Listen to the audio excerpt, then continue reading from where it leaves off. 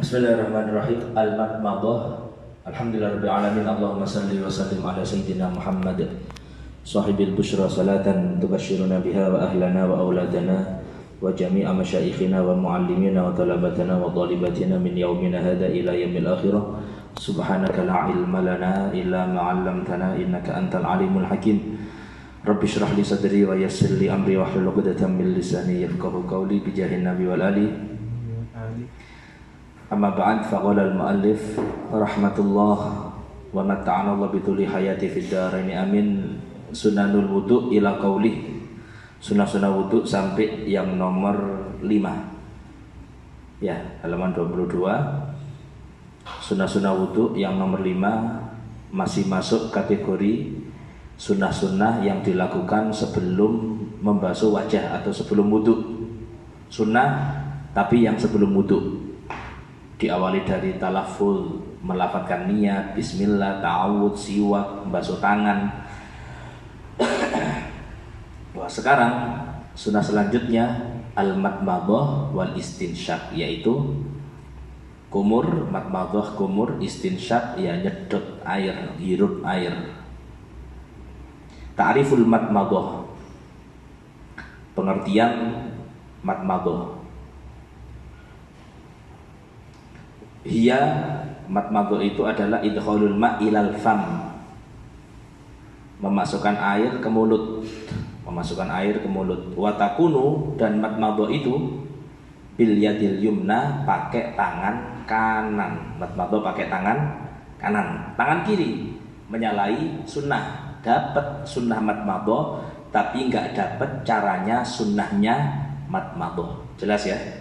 Jadi madmadah kumurnya pakai tangan kanan. Lek gak nggawe tangan, ya apa? Gawe keran langsung. Kerane mili, nah, boleh, ya enggak apa-apa juga.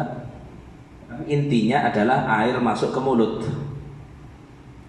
Wa yaqul indaha, kemudian saat madmadah itu dia doa. Apa doanya? Allahumma a'inni ala tilawati kitabik. Ini doa ini keren nih. Ya Allah, karena kaitannya sama mulut, beri engkau aku kekuatan, a'inni, beri aku kekuatan ala tilawati kitabik, agar bisa membaca Qur'anmu, kitabmu. Kalau bisa baca bisa, tapi yang membaca adalah orang-orang yang memang dikasih taufik atau kekuatan iman sehingga dia mau membaca Al-Qur'an. Jelas ya? Bingung. Halaman 22. Kadang letaknya beda, sepenting halamannya bodoh. 22. Ya Allah, beri aku kekuatan untuk bisa membaca kitabmu Al-Qur'an. Wa kathrati dzikri lak, dan bisa memperbanyak mengingatmu, zikir kepadamu. Az-zikir alias mengingat, menyebut Allah itu lewat lisan, mulut, lewat pikiran, hati atau ketenangan, khusyuk, pakai hati. Jadi pakai mulut, pakai hati, atau juga tangannya ikut gerak untuk menghitung jumlah wiridannya. Jelas ya? Jadi di sini yang harus diperhatikan adalah ucapan doanya, minta agar mulut ini dikasih kemampuan, lisan ini dikasih kemampuan membaca Al-Quran dan sering-sering menyebut namanya Allah Subhanahu wa Ta'ala. Enggak gampang. Ketokan ini gampang, maca Quran itu kan gampang. Kurang apa Ramadan untuk kita? Situasinya mendukung. Waktu ini akeh kosong ya Ramadan. Ramadan rata-rata banyak pengangguran aktivitas. Artinya enggak seperti biasanya. Orang kadang lah ditakoni, opo kok gak ngaji, kalau waktu aku. Kadang kan gitu alasannya. Alasan yang dibuat-buat itu adalah alasan yang membuat dia justru makin gak mau ngaji nanti. Paham ya? Alasan yang dibuat-buat itu membuat dia semakin jauh dari ngaji. Tapi ketika ditanya, opo gak ngaji? Ya Allah, iya. Teko males ku aja nih. I'tiraf, ada pengakuan awak dhewe iki wis gara-gara konco aku gara-gara kerjaan aku gara-gara kakean ngelencer aku misal. Nah, dengan adanya pengakuan tadi itu ada i'tiraf, pengakuan, penyesalan, maka sama Allah pasti nanti akan dimampukan untuk ngaji. Beda dengan tadi, apa gak ngaji? So sibuk aku saiki. Wah, alasan tok sibuk aku saiki. Delokan Ramadan, nganggur lah ono sih, ngaji. Ndak. Mana alasan sibuk tadi? Ya karena tadi. Jadi yang kurang dari setiap manusia itu adalah pengakuan. Makanya di Quran itu Allah menyebutkan wa akharuna atarafu bidunubihim.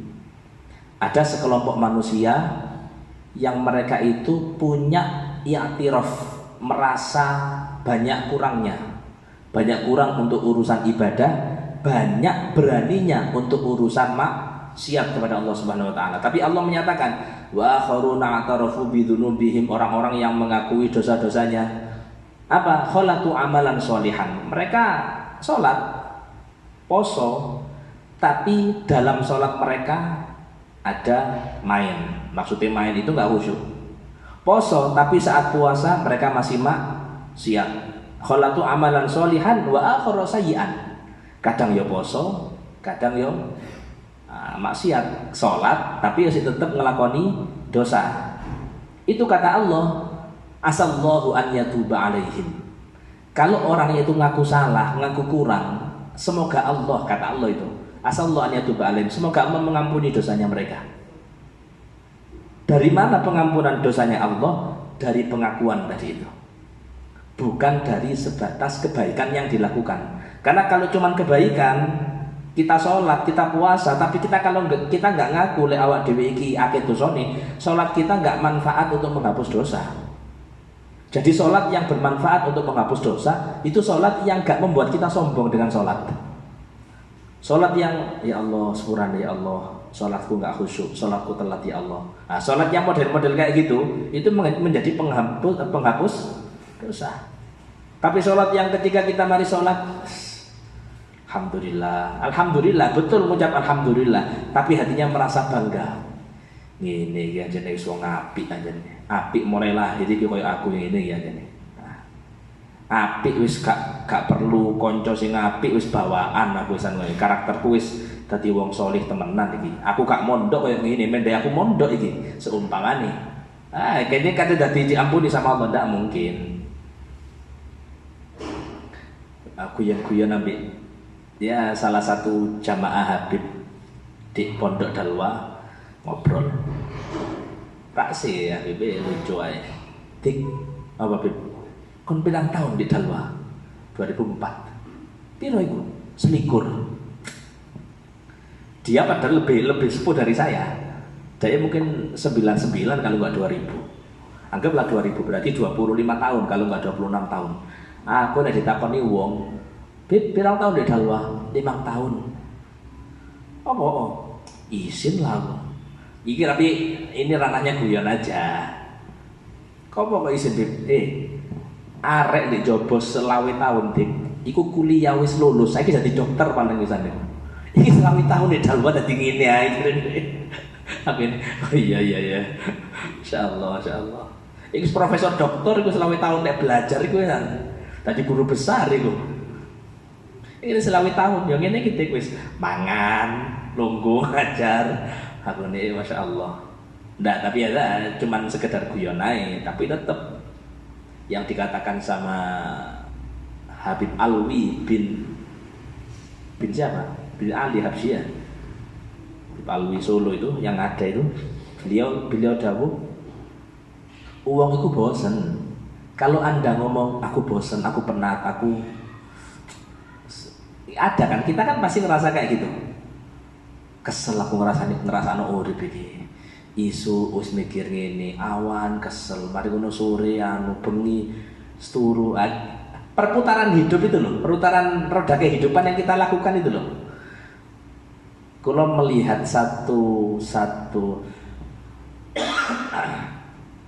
video motivator namanya itu ya inspirator lah, gak paham aku. Intinya dia bikin kayak semacam seminar ngisi, dia ngomong, Anda yang dengan pasangan Anda itu bosen, sebenarnya Anda nggak bosen dengan pasangan. Jadi deh, maksud saya Anda itu bosen dengan pola hidup yang sama. Sekarang dengan kemarin dengan sebelumnya dengan sebulan yang lalu, pola hidup yang berputar sama, itu yang membuat Anda dengan pasangan Anda bosan. Maksudnya gak ada hal baru yang Anda lakukan. Pancet yang diomong modele kayak ngono. Pancet isu ngono-ngono. Jadi ada bosannya itu ada. Kita pun juga pasti mengalami bosan. Bukan hanya bukan hanya yang kerja. Sing nganggur kadang lu bosan ambek nganggur sing nganggur iku. Nganggur tengok-tengok sing nganggur iki lapo. Kemudian kata Habib Alwi, kerennya ini. Untuk thalabatul ilm, ini motivasi bagi yang mondok sama motivasi bagi yang khidmah untuk ilmu. Khidmah ilmu dengan ngajar, dengan belajar, atau khidmah ilmu bukan hanya ngajar belajar, tapi khidmah ilmu melayani cara saiki ngabdi kepada kiai. Cara basa Jawa ngawula ya. Ngawula, ngabdi kepada kiai atau kepada asatid tadi itu. Kemarin pondok di Dalwa kan ada yang meninggal. Supirnya Abuya Hasan. Supir zaman Abuya Hasan dulu. Nyetir, saben Abuya Hasan dakwah yang nyetir beliau. Nama aslinya Bukadi, tapi sama Abuya diganti Muhammad Rodi. Itu setiap kali kemanapun yang nyopir Bukadi. Terakhir kalau ketemu ngobrol itu setahun lebih. Ya hampir setahun terakhir kalau ngobrol. Itu wis gawe tongkat klunuk-klunuk.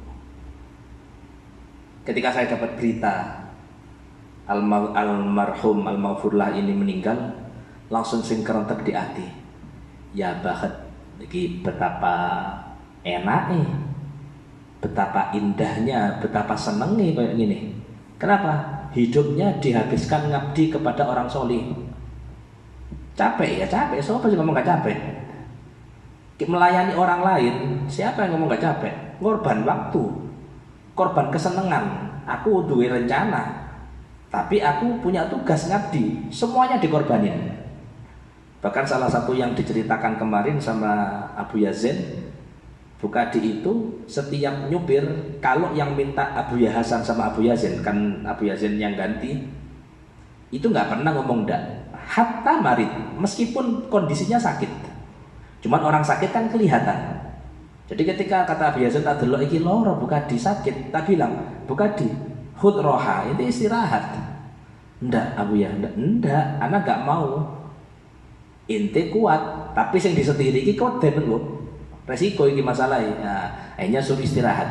Tapi loyalitas totalitasnya itu dapat. Capeknya sampai umur mungkin 60 tahun, 70 tahun, sekarang panennya. Sehingga ketika kita musyawarah asatid guru-guru kemarin sama Abu Yazin, beliau pesannya, yang kamu lakukan atau yang kamu panen nanti di alam barzah, kamu masuk, kamu panen apa? Itu adalah yang kamu lakukan saat ini. Karena itu motivasi kepada guru, kon lek temen ngabdi di ilmu, ngajar murid, khidmah nang murid, khidmah nang gurumu, nang ilmu, maka kamu panen pahala besok ketika di alam barzah. Kari enaknya. Tadi saya pikir, ya Allah Bukadi meninggal.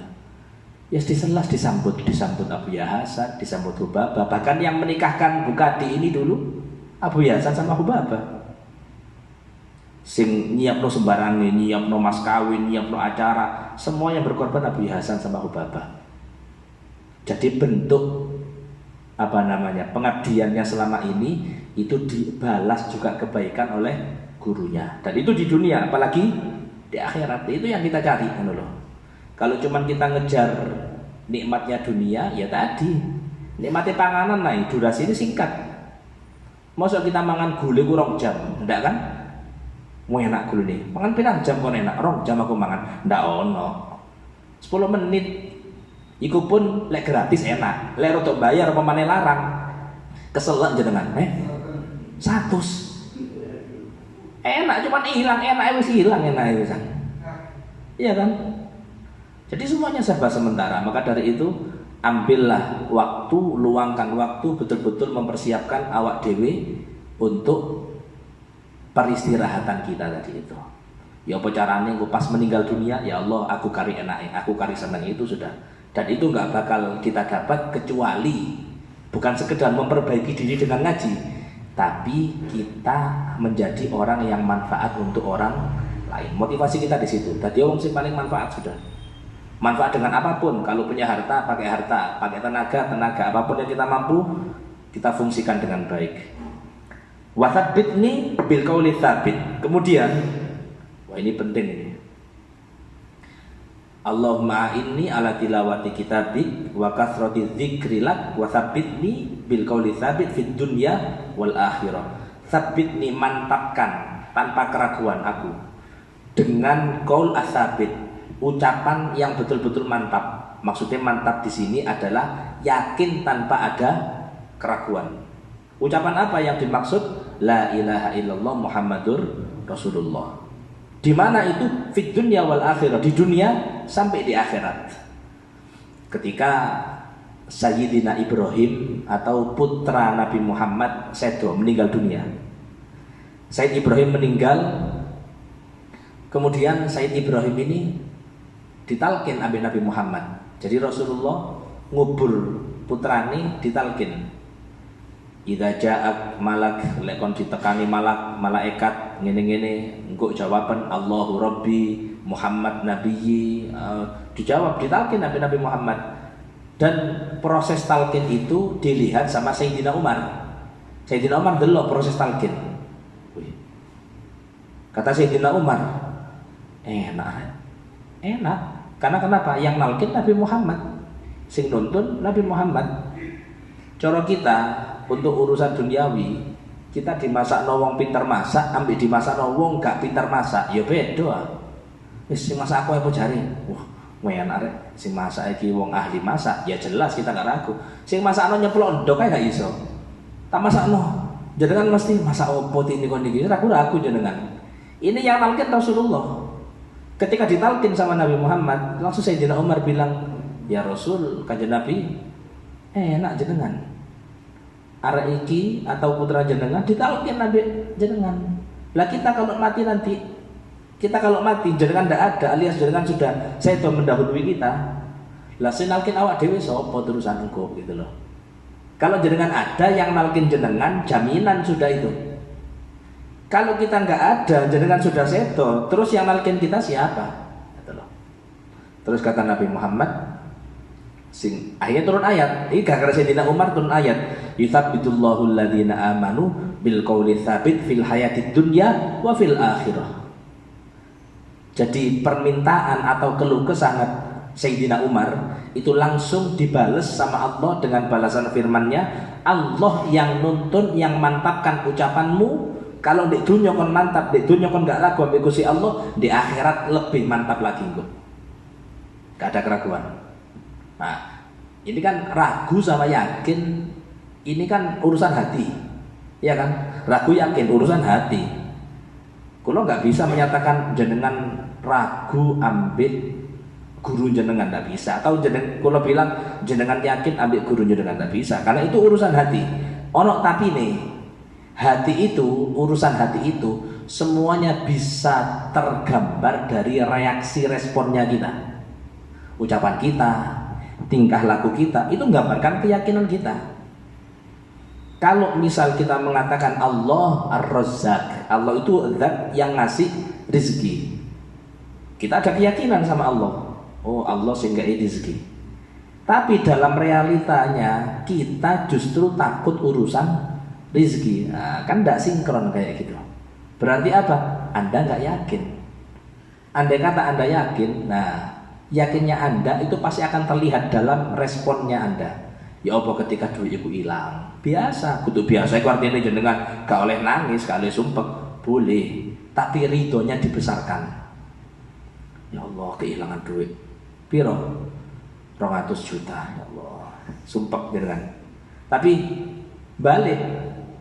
Lek jenengan ya Allah sing gak ngizino ilang, gak bakal ilang. Tenang enak. Sumpah ya pasti sumpah. Apa mana duit kayak nyicil, ya kan? Duit kayak nyor utang. Tapi dia kembali kepada Allah. Lek jenengan gak nakdir ya Allah, pasti nggak terjadi. Ada.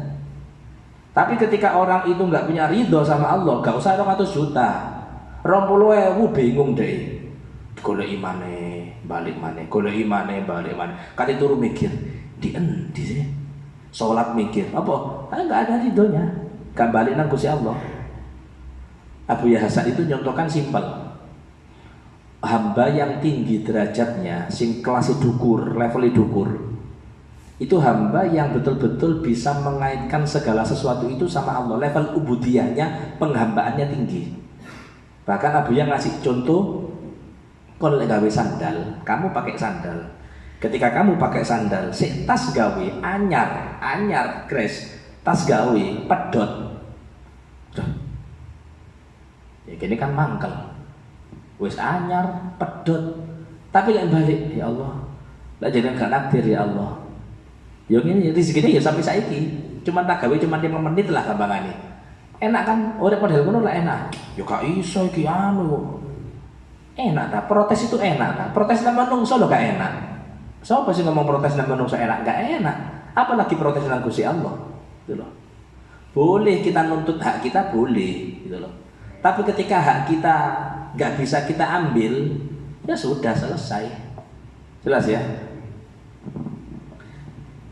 Wa ta'riful istinsyak. Pengertian istinsyak. Apa istinsyak? Idharul ma'ilal anf. Ya, masukkan air ke hidung, disedot, dihirup. Wa yakun bil yadil yumna, sama caranya istinsyak pakai tangan kanan. Wa yakul indah, dan ketika istinsyak membaca doa, Allahumma arihani, ya Allah, kasih aku kesempatan untuk menghirup raihatal jannah, baunya surga. Ya apa baunya surga ini? Kamar manten. Lewat mantenan, kamar ini dibuka. Bus. Jadi dapur ambune gule ilang. Iku kamar manten. Iso sampai dapur. Lek surga kata Nabi Muhammad, wa inna raihatahu latusammu min masirati khamsimiati am ogamagol. Sak temene ambune swarga iku bisa dicium, dirasakan dari perjalanan orang berjalan. Kalau pakai masa waktu berjalan, menempuh perjalanan 500 tahun. Bayangno. Gak usah 500 tahun. Kulo ndelok anune mobil iki, apa nih? Kilometernya mobil iki. Dari saya beli sampai sekarang itu sudah hampir 150.000 kilo. Itu 10 tahun, 10 tahun, 6 tahun sih, 6 tahun jalan. 105 berapa tadi? 50.000 kilo. Itu nang Mekah 10 kilo, 10.000 insyaallah. Saya pernah ngukur di Google. Ya bukan berarti aku katanya melaku, ndak, saking penasaran aja. Tak delok kene nang Mekah hampir 10.000 kilo. Itu berarti melaku gawe mobil nang Mekah iku 10 tahun, 5-6 tahun. Tapi kan kita kan berhenti ya kan, nggak selalu jalan kan. Tapi kalau dibuktikan jalan itu berapa tahun? Kan ada 1 tahun kalau salah. Wong Indonesia kan ono sing melaku nang Mekah kono iku. Sepeda ontel ya. 1 tahun itu perjalanan sampai Mekah. Kalau 500 tahun sampai ndi? Jenengan gak bakal ono aku nggak minyak wangi di gini. Salarang-larangi minyak wangiku ndek kono mambu. Ndak ada. Kamar manten sementek iki tak buka paling di kono tok mambune. Ya kan? Wawane sampai embong ndak ono. Tapi swarga karena tempat indah, tempat yang bagus, baunya dicium sampai 500 tahun perjalanan. Makanya kata Nabi Muhammad, celaka. Apa yang celaka? Orang gak mencium aroma surga ketika ada di akhirat. Alasannya, karena aromanya tercium 500 tahun. Berarti yang gak nyium, itu tanda dia celaka. Paham ya? Salah jalan. Masih 500 kan corok, ini corok gambaran. Swarga iki di kanan, neraka iki di kiri. Dalane jelas, dewe-dewe, lorongnya dewe-dewe. Nah, kalau kita, jangan kita lah, waliyadzubillah. Kalau orang milih jalan yang kiri, masih 500 tahun, gimana tercium? Tidak tercium. Karena kenapa? Nggak sampai ke lorongnya tadi itu. Tapi jalan menuju surga, wis ampuh. Jenengan kayak Abu di Iwasin itu loh. So pemasak iki rek. Nah jenengan diparani. Tonggo kene kudu. Oh, tonggo pojok. Iwasin lho sampai tonggo pojok iku keweron kadang. Ya kan? Maka surga tadi itu alhasil sudah mudah-mudahan. Makanya ini doa dibaca ketika istinja Allahumma rihni raihatal jannah. Jadi kalau mungkin ada pertanyaan, kenapa gak minta masuk surga? Bukan gak minta masuk surga, doanya disesuaikan dengan fungsinya hidung. Hidung itu fungsinya untuk mencium, maka yang berkaitan dengan hidung, ya Allah kasih aku kesempatan untuk bisa mencium aromanya wangi surga tadi itu. Wa anta anni radin, dan engkau ridho ya Allah, dan engkau ridho ya Allah. Nah, ridhonya Allah ini yang berat, tapi harus dicari. Kenapa? Ya tadi, ridho itu bukan perkara gampang. Jadi sopo gampang ridho?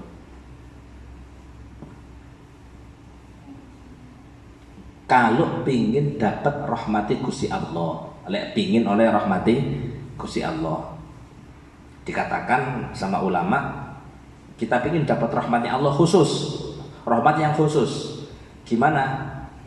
Laksanakan sholat qobliyah asar 4 rakaat, Anda dapat jaminan oleh rahmat Allah hari itu. Itu jaminan murni rahmat Gusti Allah Anda dapatkan. Kok bisa?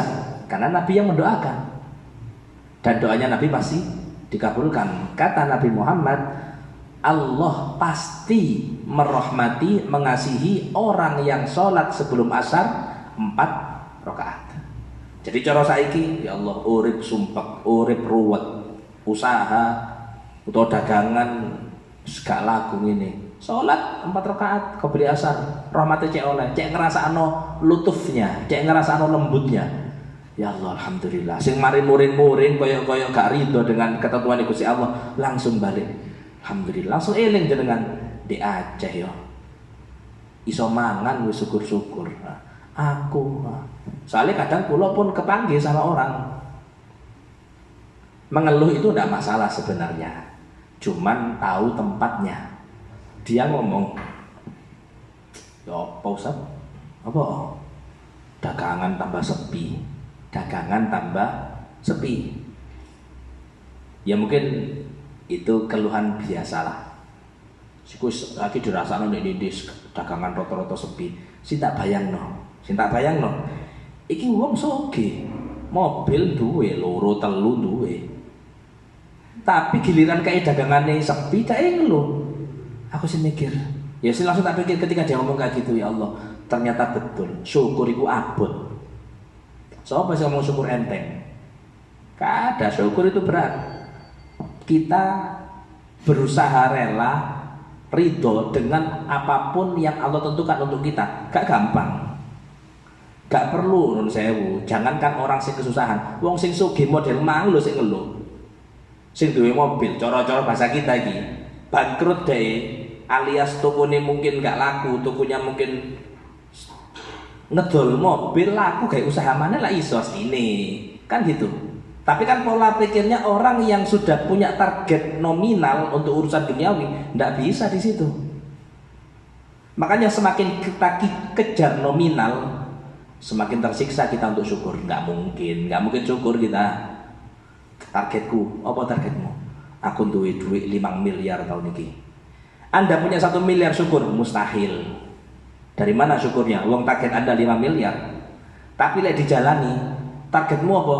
Targetku intine apapun yang Allah kasih mesti harus tak syukuri. Target awal kayak gitu sudah. Allah ngasih banyak, misal satu hari kita untung 100 ribu, 300 ribu tak syukuri, enak. Dan nanti dengan modal syukur dari yang sedikit tadi, ketika Allah ngasih lebih sampai 1 miliar, ini kan Gusti Allah pol-polan nih kok. Tapi wong yang ngejar target 5 miliar, oleh 1 miliar lah uake ya, iso bangun masjid ijen itu. Dek kate syukur, ndak. Kate sedekah, ndak. Kenapa? Ada target yang belum tercapai. Ada permainan semuanya. Permainan apa? Nafsu kita untuk menggiring kita sehingga lupa kepada yang ngasih nikmat kepada kita. Itu aja. Makanya kita diingatkan ngaji. awak dewe diilingno, oh ya Allah, ono musibah aja itu pengingat kita itu. Kate gak syukur dari mana gitu loh. Ono apa Dik di dapur? Gak masak ono paling endok ambek mie. Mie ini endok mie, saiki endok mie maneh. Kate syukur repot. Kenapa nuntut? Tapi ketika suami tadi itu, alhamdulillah si ono endok ambek si ono mie, berarti si ono sing iso dipangan. Coba di Aceh saiki, bengi gak ono lampu saiki. Kati mangan opo? Ya meskipun ada yang alhamdulillah kalau kuliah ada relawan yang masak-masak itu kan. Tapi terlepas dari itu, oh makan dulu pisan. Masih dia menyelamatkan sertifikat. Gaya apa sertifikatnya? Tanahnya di mana? Dijual. Sopo sing nganti tuku? Enggak ada. Enggak salah kalau Nabi Muhammad itu pakai apa namanya? Tolak ukur lek awakmu ngerasa uripmu iki wabot nemen. Akeh masalah, maka Nabi Muhammad pesen nih, iling ambek aku aja. Kamu ingat sama aku. Nah, kamu ingat sama aku itu artinya apa? Lihat perjuangan Nabi Muhammad. Abot, sangat berat. Mentok kulo, mentok difitnah ngono ae. Secara pribadi saya mentok difitnah di Ilono mungkin di ngarepku beberapa orang lah ngici apa? Ngici. Tapi di belakang yang selentingan tak dengar, ya sudah itu aja. Diitoni wong gak tahu. Coba diitoni wong, ya apa? Kate memaafkan. Ya, lek pas ngaji ini tak warah, tak maafkan nanti. Lek prakteknya ya engko sih ya. Iya kan? Jadi sampai yang kula cerita, aku diwarah bubarno pengajian. Ustaz, jenengan mari bubarno pengajian yo. Sik, sapa ngomong iki? Anu Ustaz. Betul tau Ustaz.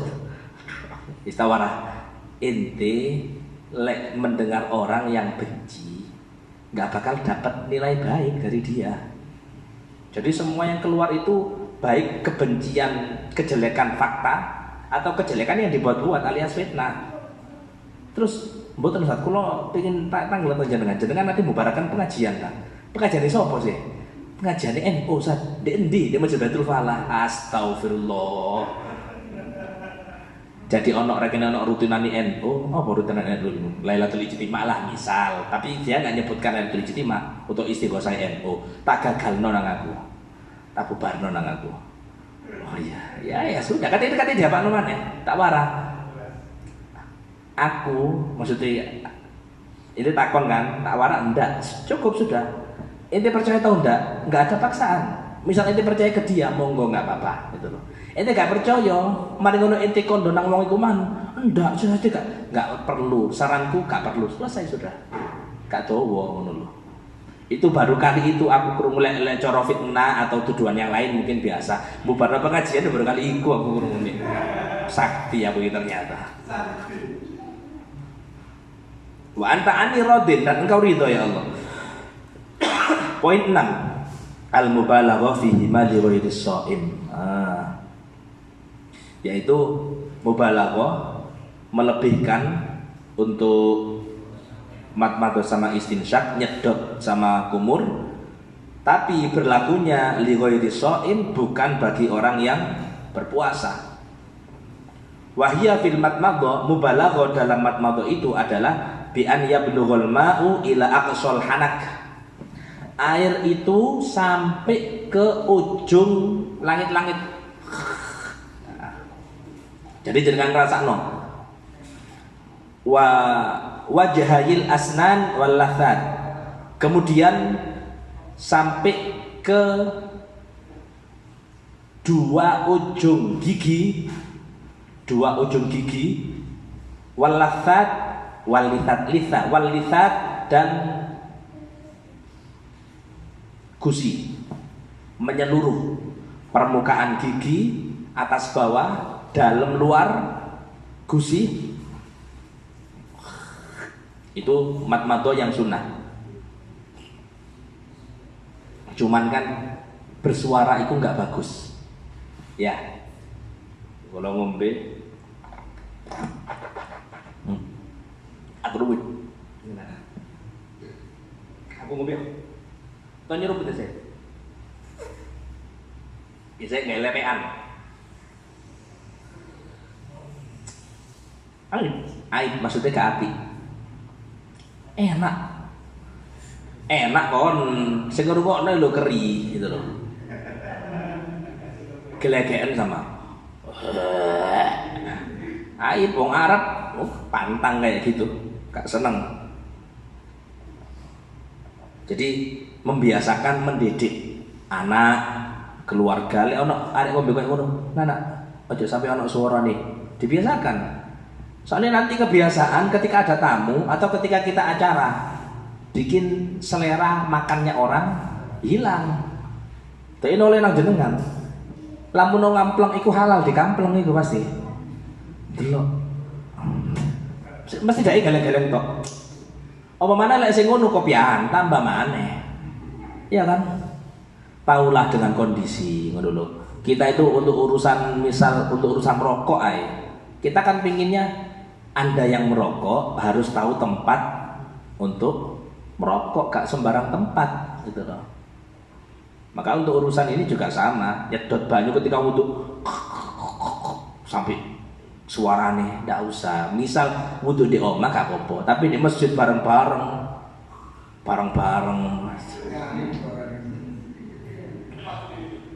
Wa fil istinsyak, dan untuk istinsyak an yus idal ma, air itu ditarik bin nafasi dengan nafasnya ilal khayshum, sampai lubang.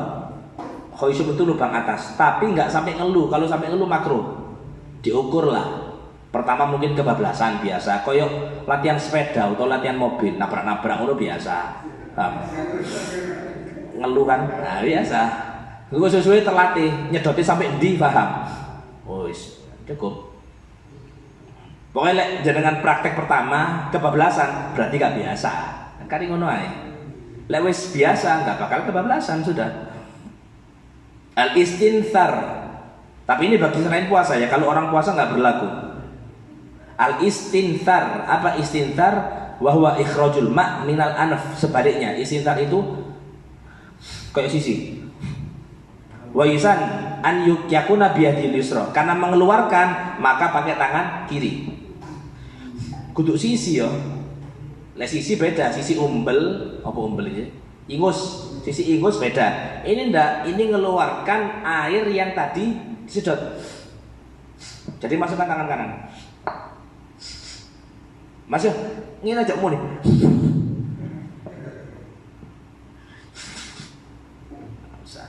Ojo kempro lah bahasanya.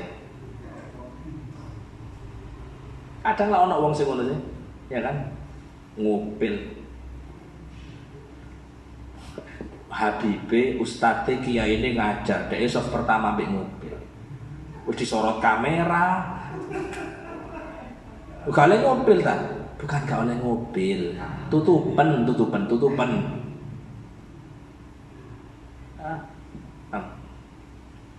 Utawa sak golek katene ngaji pilek, kadang ada. Serot. Meler maneh. Serot. Kan gak enak kayak gitu, ya kan Ji? Lah terus ya apa? Inti kan tahu dengan kondisi badan inti, gak usah takon. Sak gurunge ngaji, sisi bersih. Engkau pasti umbelan, siap-siap tisu. Bahkan kalau kita mungkin di posisi parah, umbel iki gak gelem kalau apa? Gak geleman, jangan ambil soft depan. Hall maulid soft ngarep. Umbelen terus tapi ojo, ambil soft budi kudu paham, toh beser soft ngarep, masalah ini. Titik-titik, tuh titik-titik, metu kan ganggu, ya kan? Jadi kita menyesuaikan. Ya Allah, aku dicoba beser. Ya apa? Wes di samping aja. Sing cedak ambil pintu, keluar. Wah, aku balik-balik ubelan, samping aja. Sing sekiranya buat ingusnya gampang. Wa'i itu tanggap. Kita paham memposisikan diri kita. Makanya Kanjeng Nabi niku dalam sabdanya lewat Sayyidah Aisyah itu bilangnya Kanjeng Nabi ku menyuruh kita semua untuk bisa memposisikan dengan orang lain, bukan orang lain memposisikan dengan kita. Itu urip sing enak. Dan urip yang kita memposisikan dengan orang lain yang kita dapatkan gak nilai negatif. Kulo kumpul ambek Mas Basori. Bagian mutu-mutu tok. Akhirnya Mas Basori cerita, ya apa Ustaz, iki mutu-mutu Ustaz kula wonten acara anu-anu. Menyesuaikan enak ae. Gak masalah. Tapi misal aku mulai Mas Basori tak bahas, ya Ustaz arek-arek iki di madrasah, di pondok ono pelajaran ini anu-anu, gak mudeng. Nopo Ustaz, balik-balik nopo Ustaz. Engko kesimpulanku, gledek aja nih gak mondok sih. Dibahas ini nopo-nopo aja kan gitu. Kita gampang nilai orang nanti akhirnya. Iya kan? Bahasa BJJ. Dari JJ alhamdulillah Ustaz, dagangan pokoknya pasang surut disyukuri Ustaz. Hanya kita pun bahas mungkin ilmu yang kaitannya sama dagangan kan gitu. Tapi coba aku bahas BJJ, bahas ilmu sembarang ini ngono. Engko JJ gak nyambung kan. Hanya nanti kita komentar negatif. Iya kan? Gak pinter nyata di masalah ini, gak entos, tak jadi pendapatnya ngawur tadi ya. Gampang nilai negatif karena kenapa? Kita maksa orang supaya punya pemahaman seperti kita. Mau untuk didik anak aja nggak bisa kayak gitu. Anak di skeng apa di apa namanya? Yo di kakuno kudu awak dewi pandangannya bodoh. Enggak sama. Allah ciptakan beda. Terus gimana? Landasannya takwa. Itu aja sudah. Jadi misal anak senengani ono di misal di kesenian, apa kesenian ini apa kesenian? Masuk joget rek. Gambar, ngelukis lah atau kaligrafi kalau kita lebih syar'i ya kayak nulis-nulis. Dia punya apa? Seni di situ. Ada karyanya iso. Nah, dukung di kono. Kon iki lapo ngaji ya sing genah ngono lho. Dia mematikan bakat yang Allah ciptakan untuk si anak tadi itu. Tetap ngaji iya, tapi kesenangan anaknya selagi positif dukung. Karena itu mungkin jadi jalan berkahnya si anak tadi itu. Semuanya pasti beda, nggak mungkin sama. Kalau jenengan punya skill, punya kemampuan, dikasih beda sama Allah, nggak mungkin sama. Tinggal kemampuan kita arahkan, tapi landasan bawahnya tetap takwa kepada Allah Subhanahu wa taala. Dan takwa itu nggak mungkin bisa kecuali kalau kita mau untuk belajar, itu sudah. Karena yang saya ceritakan pas presentasi nang Surabaya masjid, kan salah satu masjid di Surabaya kan takmirnya pengusaha. Intinya salah satu masjid takmirnya pengusaha. Gak ada angin, gak ada udan, cerita takmirnya. Aku makan mie mangan mie bukan kita pesen, maksudnya bukan kita ke warung, enggak, kita pesen pakai GoFood, orangnya dateng, aku mangan ambil sonip karena masih presentasi, yang sudah presentasi keluar, giliran kita masih nanti, orangnya keluar dari mana? Dari Pasuruan, Purwosari, ngobrol dikit-dikit lah, dari cerita, alhamdulillah Pak, lek masjid kita membanggakan masjidnya ada adi karena memang momentumnya terkait dengan tadi itu. Tapi saat temennya kita membanggakan apapun itu nggak boleh di depan orang. Aslinya ya secara etika itu nggak perlu kita membanggakan. Cukup misal pulau, aku mau dari Dalwa, kau usah oleh pondok Dalwa, yo maju saya pirang tahun itu tapi onok ini ya. Kalau orang itu bukan orang yang kita kenal, bukan orang yang nggak perlu untuk kita apa jadinya bilang menyombongkannya, nggak perlu. Karena nggak semua orang bisa merespon dengan positif. Tapi kalau kita cerita kepada orang yang kita kenal, nah itu kan babnya beda lagi. Ada maksud di situ memang. Jadi saya cerita masjid kita takmirnya termasuk, tapi tertarik loh. Masjidnya ono ya ambulan dan ada dokternya. Ono tempat apa? Praktek, ono klinik lah. Aku mikir, wih keren nih. Jadi uang masjid itu betul-betul dikelola sama ngene-ngene untuk bayar dokter gini-gini dan jamaah gratis berobat ke situ. Wah. Terus aku penasaran, dia cerita sembarang kalir. Nah, mari ngono baru di terakhir dia bilang, tapi takmirnya Ustaz, takmirnya Pak, kita semuanya dari pengusaha. Jadi takmirnya ku kabeh pengusaha, wong-wong sugih gampangane. Kenapa? Kalau takmirnya bukan pengusaha, rentan kita untuk tergoda, tergiur dengan uang yang banyak. kita korupsi, kita ambil, kita sembarang kalir kan itu. Ambil sonip aku kan, wong nyengkir tak warna sonip. Nip setuju ndak? Nopo? Lek takmir itu pengusaha berarti ada jaminan keamanan terkait keuangan. Oh nggih Ustaz. Kan tidak mungkin pakai uang masjid, mereka sudah kaya. Ndak orang. Kenapa Ustaz? Ya ndak. Terus lek takmir miskin, gak pengusaha, berarti jaminan untuk korupsinya besar gitu. Iya itu logika orang memang. Tapi kalau kita pakai logikanya agama, takwa yang jadi landasannya, jawabannya ada di takwa. Selesai, takutlah sama Allah.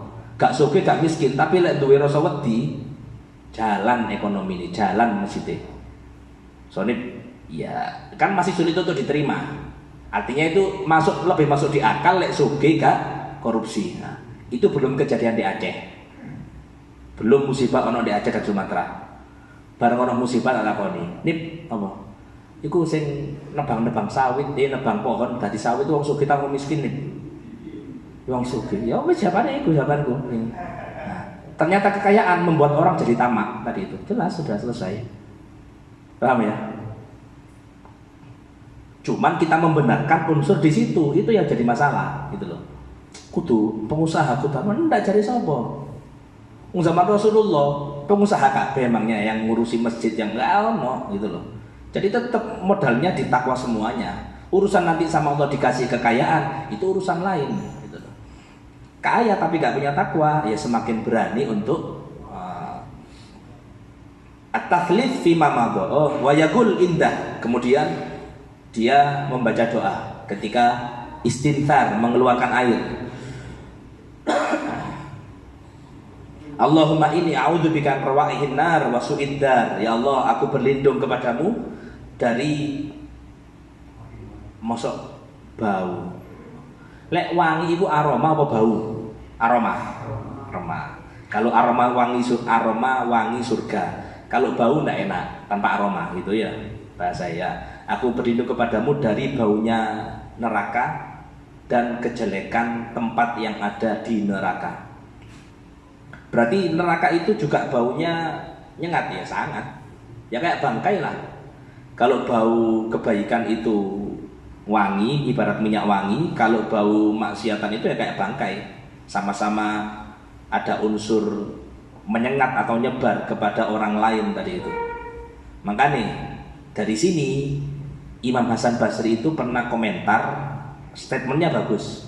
Beliau ditanya sama orang perihal sholat gak khusyuk. Imam, aku lek sholat gak tahu khusyuk. Saya kalau sholat gak pernah khusyuk atau sulit untuk khusyuk. Sebabnya apa?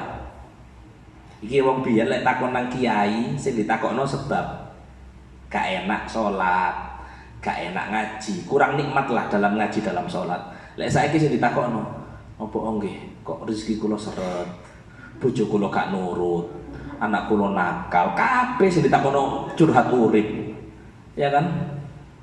Ya nggak salah daripada takon ke dukun masalah nanti. Ya Imam Hasan Basri, kata Imam Hasan Basri mengatakan la'allaka tandur ila man yakhafullah. Beliau gak nuduh, tapi beliau bilang ojo-ojo jangan-jangan kok niki seneng ndelok wong yang orang itu nggak punya rasa takut sama Allah. Gampangan nih kalau sekarang seneng ndelok sinetron, seneng ndelok gosip, seneng delok scroll sing isine nggak harus joget, ndak, minimal sih nggak ada faedahnya. Bukan dilarang ya, sekali lagi bukan dilarang, tapi ketika kita lebih mata kita didominasi sama isi hal-hal yang unsurnya tadi itu, ya sudah hilanglah rasa manis untuk urusan sholat. Ya, kalau gambaran tadi yang kulo kasih gambaran bau bangkai tadi, ada dampaknya bau bangkai. Kita mungkin nggak mau makan bangkainya, tapi kita kena sengatan aroma menyengatnya bangkai tadi itu. Ono dampaknya, hilang selera.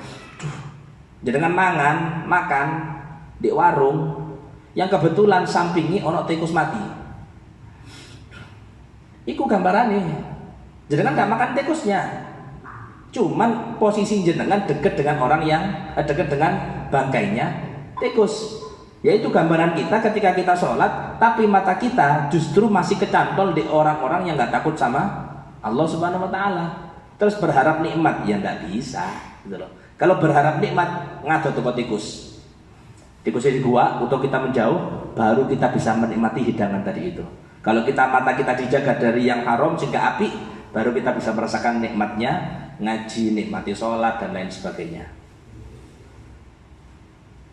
Tapi kalau pertanyaannya misal, pertanyaannya, ya nopo nggih, kula gak iso lereng maksiat. Nah, itu kan pertanyaan mungkin yang juga kita alami.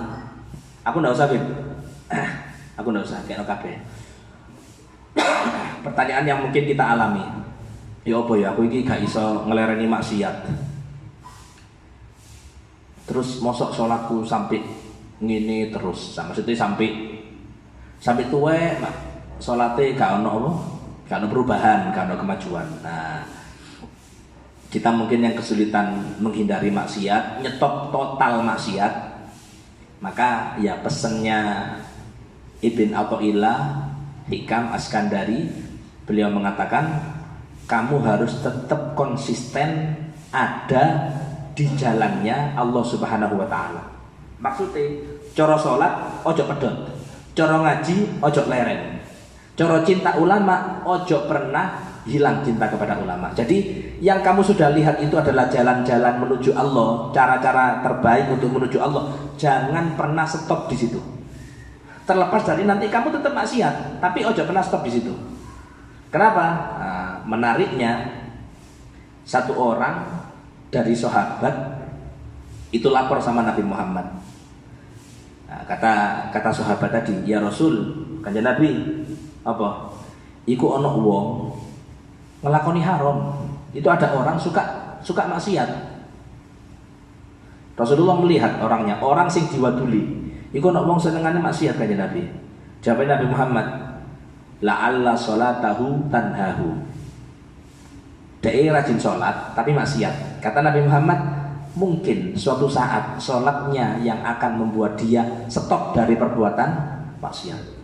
Falam yalbath di hadis, gak suwe dari kejadian laporan curhatan tadi itu, ternyata orang yang tadi dilaporkan masih maksiat langsung stop dari maksiat kepada Allah Subhanahu Wa Taala. Nah, jadi kalau kita ada pertanyaan, aku pasti tetap maksiat, maka jawabannya tadi, tetap mau ngaji, tetap mau sholat, tetap mau cinta ulama, tetap mau di jalan-jalan sing apik, jangan pernah berhenti. Masalah maksiat, wis awak dhewe njaluk tulung sama Allah Subhanahu Wa Taala. Ojo meremehkan pokoknya nggih, sing penting jangan meremehkan maksiat, intinya di situ. At-tathlits fi mamado terakhir poin 8 adalah yang disunnahkan ketika wudhu. At-tathlits yaitu semuanya dilakukan serba 3 kali. Kumur 3 kali, basuh tangan 3 kali, nyedot air 3 kali, siwakan 3 putaran, bismillah sekali, ta'awudz sekali. Atsani as-sunan allati fi athna ghusl wajh. Beberapa sunnah yang ada saat proses basuh wajah. Nanti sudah ada pertanyaan, Mas Faisal beli tak? Enggak, apa pakai PDF? Ada PDF-nya. Ini PDF kan. Apa?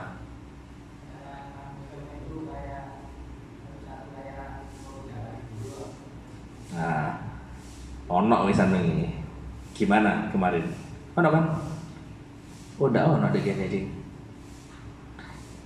Ya ada di sini. Jadi caranya mat maudhu sama istinsak itu ada 3 cara. Cara sing paling sunnah. Satu ini, tapi kan kita kalau satu dikit. 2 tangan. Jadi kubur, buang, sedot, buang. Satu tadahan untuk dua proses. Ya, 3 kali Ustaz, ya sudah, berarti 1, tambah lagi 2. Itu cara yang sudah 3 kali. 3 kali ngambil air, dan setiap 1 kali ngambil air dipakai untuk mulut, dipakai untuk hidung. Itu yang paling sunnah. Boleh enggak? Boleh, enggak apa-apa. Jadi kumur 3 kali, pada gunung istinsyak 3 kali, boleh. Tapi yang sunnah tadi caranya menggabungkan al-jama'.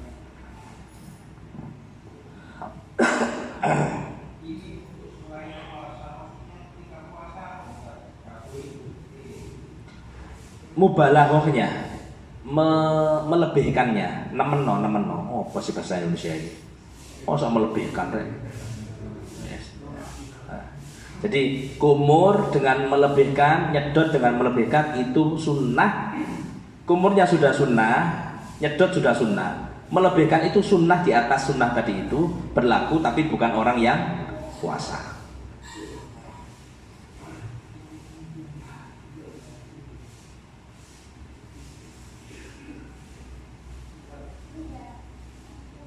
Apa?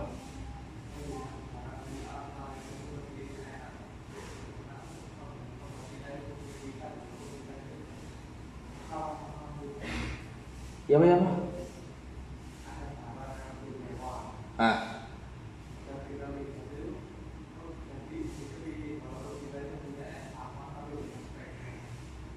Terus pertanyaanmu apa?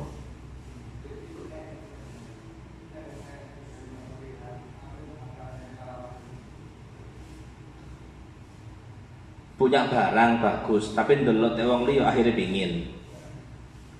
Terus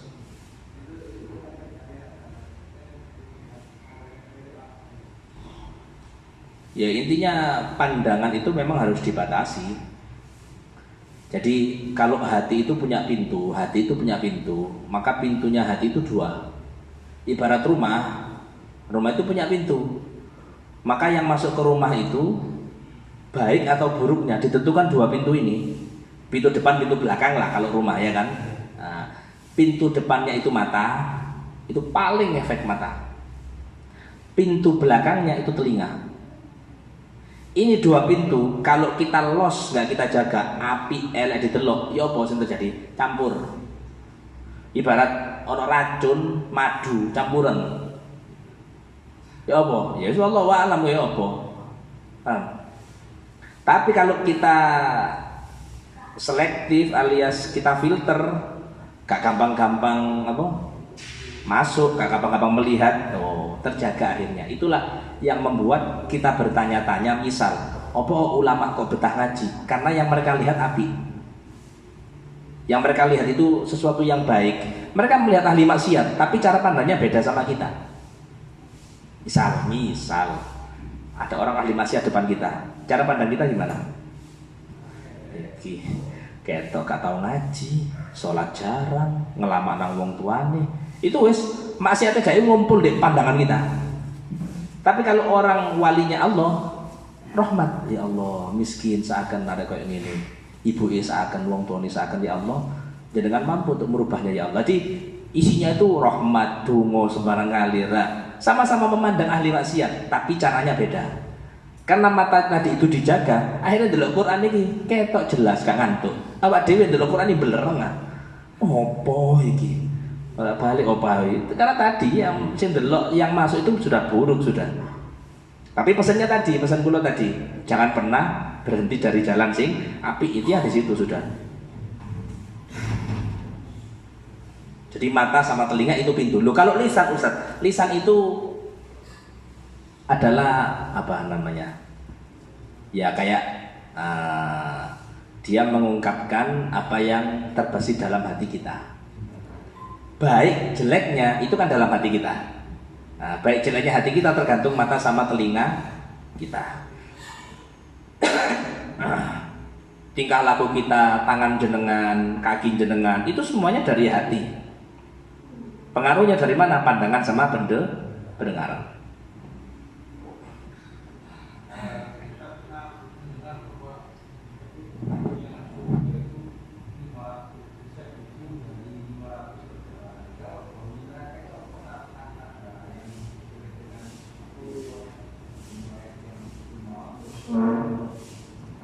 La'alla bisa jadi gini. Pintu neraka itu selalu ditutup sebenarnya. Bukan pintu neraka itu selalu dibuka. Yang dibuka itu pintu surga selalu dibuka. Tapi ada semuanya dalam riwayat saja. Artinya ada di situ nanti perbedaan pendapat ulama menyikapi pintu surga, pintu neraka. Tapi pintu neraka ditutup. Kenapa? Ya tadi, gak bisa untuk dilihat oleh siapapun. Satu, mengerikan. Dua, teriakan, suara, bukan suara enak dirungokno, jerit itu suara medeni ya. Kemudian selain itu aromanya yang menyengat. Nah, kalau surga, karena sifatnya surga itu sebuah kenikmatan, sehingga Nabi Muhammad mengatakan baunya surga itu dicium dari jarak 500 tahun, itu jadi salah satu tanda pintu surga selalu dibuka. Jadi pintu surga non-stop dibuka selalu. Oh, berarti ahli neraka itu nanti bisa melihat ahli surga. Ya wallahu a'lam, untuk secara kita nggak tahu juga, tapi memang ada di surat apa itu Al-A'raf, Ashabul A'raf ya kan. Nah, itu kan orang-orang yang antara amal baik sama amal buruknya 50-50 ya itu.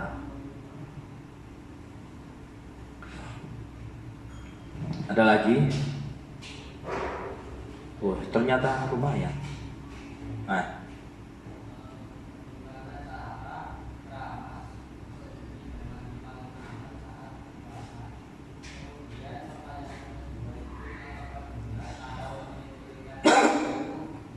Menyepelekan apa? Makruh.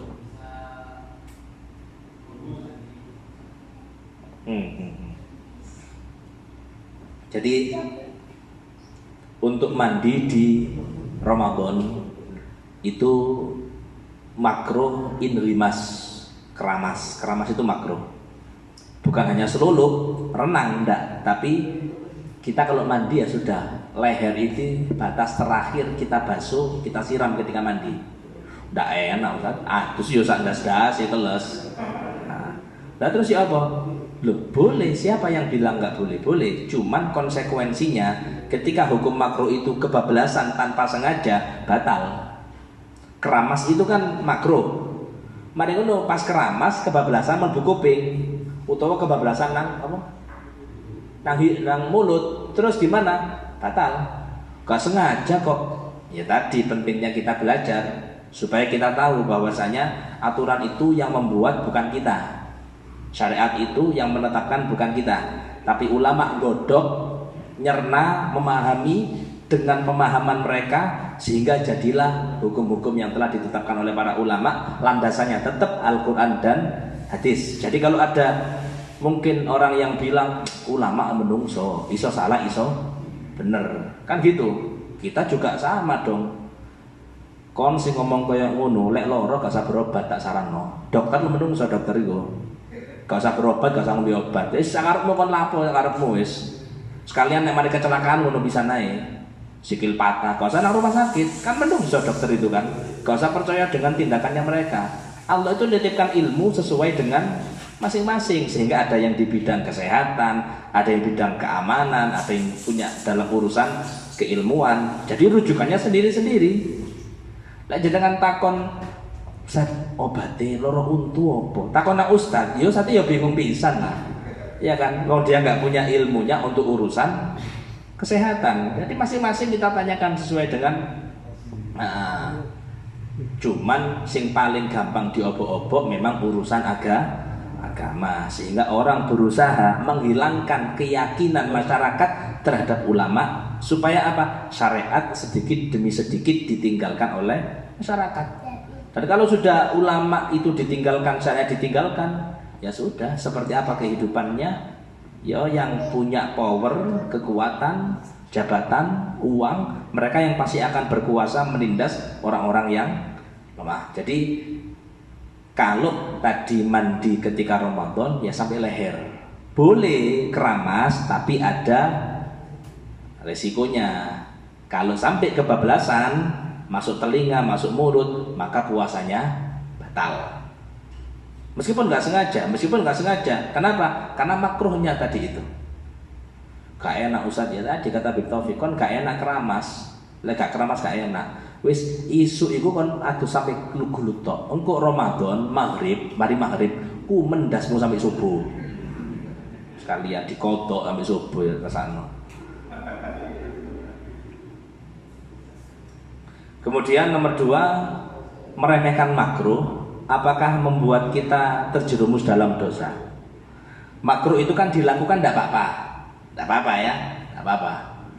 Bukan memberanikan diri atau mengatakan cuman makruh. Nah, beda. Orang melakukan makruh, kenapa kok dilakukan? Yo makruh kan, gak haram sih an. Nah, dia ngomongnya bukan ngece, makruh ae lakoni ae gak apa-apa, gitu loh. Atau misal sunnah, orang kenapa kok ndak sunnah? Ya ndak apa-apa, yang penting wajib kuis kelakon alhamdulillah. Itu kan ucapan insaf bijak kita menanggapi. Aku gak sholat duha iya, pokoknya sholat wajibku tak lakoni, posoku tak lakoni, wis alhamdulillah. Beda dengan orang kenapa gak duha? Sunnah, lah apa katanya sibuk-sibuk sunnah? Itu beda, orang jelas ngomong kayak gitu. Dan omongan orang itu tadi yang saya bilang, itu adalah sesuatu yang menggambarkan isi hatinya. Maka dalam hatinya itu sudah pasti ada konslet urusan takzim kepada syariat hukum.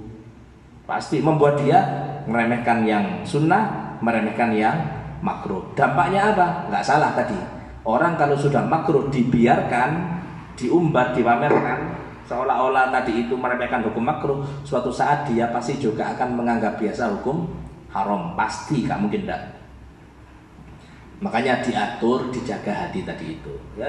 Kayak kita kepada orang tua sudah, kita kepada ibu kita, umi kita, abi kita, ayah kita, itu kan masing-masing beda, respon reaksi kita beda, dan itu adalah gambaran dari apa yang ada dalam hati kita. Orang-orang bapak nang ibu lek salaman gak biasa, diambung sing kena wolak-walik, mari ngono dicium kaki kanan, kaki kirinya. Itu tanda takzimnya hebat itu anak.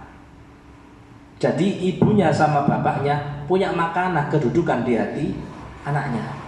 Tapi ono salaman nang ibu ngenteni riyo tok wis. Ngenteni riyo ngenteni anu mulai assalamualaikum, waalaikumsalam. Lek tuh berangkat wis gak ono salaman pamitan gak ono. Jadi harus dilatih kayak gitu. Semuanya dibiasakan. Kalau kita merasa aku kurang dalam hal ini, biasakan. Aku kurang api dalam hal ini, biasakan. Jadi supaya kekurangan-kekurangan kita tadi itu kita berusaha untuk memperbaiki.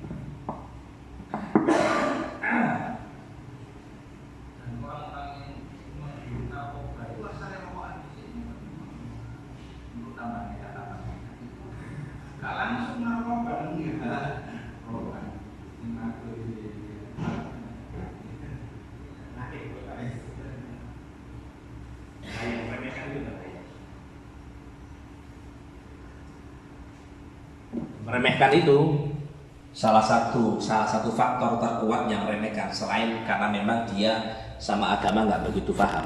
Lingkungan, teman itu loh, apa namanya itu, circle-nya itu loh, itu menentukan kita itu. Api-api kita, tapi lek circle elek, mustahil jadi api. Karena Nabi Muhammad sudah nyatakan almar'u ala dini khalili.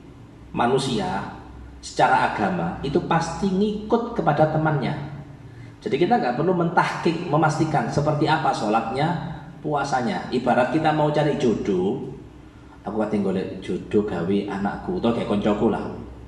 Tak delok sholat dhek, tak delok ndak perlu. Delok lingkungane. Dhek ndi biasa kumpul? Iku kumpul ambek ABC. Wadah, rasan-rasan kabeh iku. Iku kumpulan ambek ngene ABC-an. Gak tahu sholat Jumatan, mesti telat, kadang gak Jumatan. Sudah berarti dia ada di situ. Lamun dia belum ketularan, suatu saat pasti ketularan deh, gak mungkin enggak. Tinggal nunggu waktu aja. Makanya orang tobat dari perbuatan dosa, yang membuat dia kuat tobat keluar dari dosanya, harus keluar dari lingkungannya, itu aja sudah. Kalau dia tetap di lingkungan iku, tobat, dia ngomong aku nyesel ya Allah, tapi koncone pancet, tertarik pasti nanti balik. Ya semuanya yang menentukan adalah Allah Subhanahu wa taala. Mudah-mudahan ada sedikit manfaat. Bismillahirrahmanirrahim.